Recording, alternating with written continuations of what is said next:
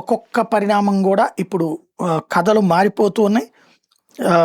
ఏదైతే రియల్ హీరోల గురించినటువంటి విషయాలు ఇప్పుడు ప్రస్తుతం ప్రజలకి చెప్పేటటువంటి వాళ్ళు ఎవరూ లేరు.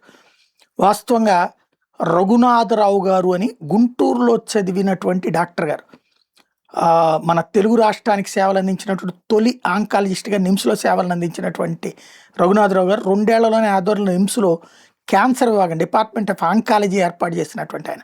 క్యాన్సర్ మందులు కనిపెట్టాక అది రోగుల మీద ఎలా పనిచేస్తుందో పరీక్షించడం అప్పటికి ఇప్పటికీ కత్తి మీద సామే అయిన నేపథ్యంలో జాతీయ అంతర్జాతీయ సంస్థల కోసం ఆ పనుల్ని తలకెత్తుకున్న రఘునాథరావు గారు నిమ్స్లో క్లినికల్ ట్రయల్స్ నిర్వహించారు. ఇట్లా మన దేశంలో క్యాన్సర్ మందులు చౌకగా దొరకడానికి కీలక పాత్ర పోషించారు. అన్నిటికంటే క్యాన్సర్ రోగుల వివరాలను రాష్ట్ర వ్యాప్తంగా నమోదు చేసి క్యాన్సర్ రిజిస్ట్రీని తెలుగు రాష్ట్రాలకు పరిచయం చేశారు. 2014లో డిఐఈ విశాఖలో జాతీయ స్థాయి ఆసుపత్రి కట్టాలని భావించినప్పుడు దానికి రఘునాథరావు డైరెక్టర్గా ఎంపిక చేయడంతో భార్యతో కలిసి విశాఖకి వెళ్ళారు. బట్ అప్పటికి డబ్బులేమీ లేవు. సొంత డబ్బులతో కంటైనర్లు తెచ్చి హాస్పిటల్ నడుపుకొచ్చారు ఆయన. 2020లో అప్పటిదాకా రఘునాథరావు దంపతుల సేవలతో కంటైనర్ క్యాన్సర్ ఆసుపత్రి ప్రజలు పిలుస్తూ వచ్చారు. ఎందుకంటే వాళ్ళ డబ్బులతో తెప్పించినటువంటిది. ఆ తర్వాత ఇప్పుడు కేంద్ర ప్రభుత్వం ఇచ్చిన డబ్బులతో కొత్త భవంతులతో హోమీ బాబా రీసెర్చ్ క్యాన్సర్ హాస్పిటల్ తయారైంది. దాని నిర్వహణ కొత్త బృందానికి అప్పగించి ఇప్పుడు రఘునాథరావు గారు బయటికి వెళ్ళారు.